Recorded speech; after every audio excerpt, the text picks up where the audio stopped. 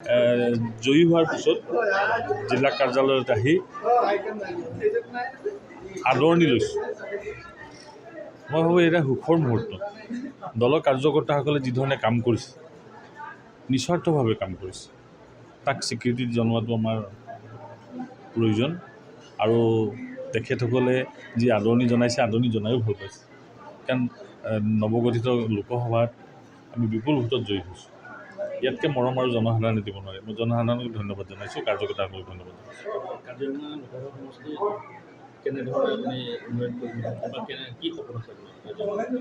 আমাৰ সপোনটো বহুত আছে।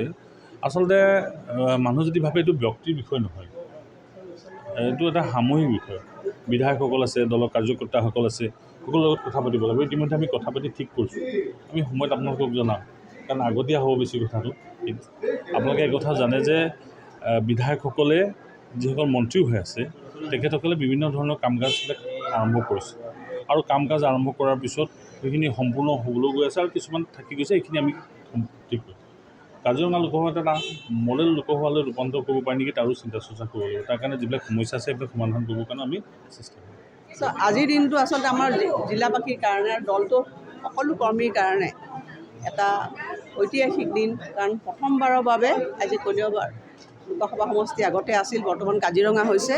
আমাৰ ভাৰতীয় জনতা পাৰ্টীৰ প্ৰাৰ্থী কামাখ্যা দাস ডাঙৰীয়া প্ৰায় 2.5 লাখ ভোটৰ ব্যৱধানত নিৰ্বাচিত হৈছে। তেখেতক আমি দলৰ সকলো স্তৰৰ কৰ্মীসকলৰ পৰা আমি আদৰণি জনাইছোঁ আৰু আশা কৰিছোঁ যে তেখেতে এটা বলিষ্ঠ নেতৃত্ব দিব আৰু জিলাবাসীৰ যিখিনি সমস্যা আছে সেইখিনি যাতে সংসদত যিখিনি তেওঁৰ বক্তব্য আছে তাত তেখেতে অন্তৰ্ভুক্ত কৰিব। তেখেত সক্ৰিয় সদস্য, এজন এক্টিভ তেখেত আমাৰ পাৰ্লিয়ামেণ্টেৰিয়ান।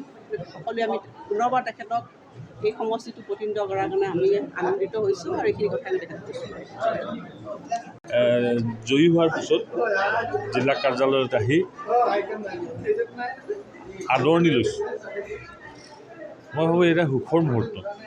দলৰ কাৰ্যকৰ্তাসকলে যি ধৰণে কাম কৰিছে, নিস্বাৰ্থভাৱে কাম কৰিছে, তাক স্বীকৃতি জনোৱাটো আমাৰ প্ৰয়োজন।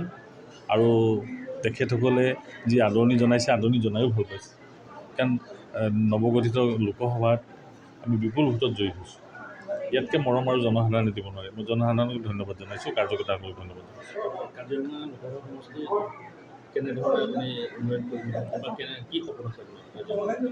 আমাৰ সপোনটো বহুত আছে। আচলতে মানুহ যদি ভাবে এইটো ব্যক্তিৰ বিষয় নহয়, এইটো এটা সামূহিক বিষয়। বিধায়কসকল আছে, দলৰ কাৰ্যকৰ্তাসকল আছে, সকলোৰ লগত কথা পাতিব লাগিব। ইতিমধ্যে আমি কথা পাতি ঠিক কৰিছোঁ। আমি সময়ত আপোনালোকক জনাম, কাৰণ আগতীয়া হ'ব বেছি কথাটো। আপোনালোকে এই কথা জানে যে বিধায়কসকলে যিসকল মন্ত্ৰী হৈ আছে, তেখেতসকলে বিভিন্ন ধৰণৰ কাম কাজবিলাক আৰম্ভ কৰিছে। আৰু কাম কাজ আৰম্ভ কৰাৰ পিছত সেইখিনি সম্পূৰ্ণ হ'বলৈ গৈ আছে আৰু কিছুমান থাকি গৈছে। এইখিনি আমি ঠিক কৰিম।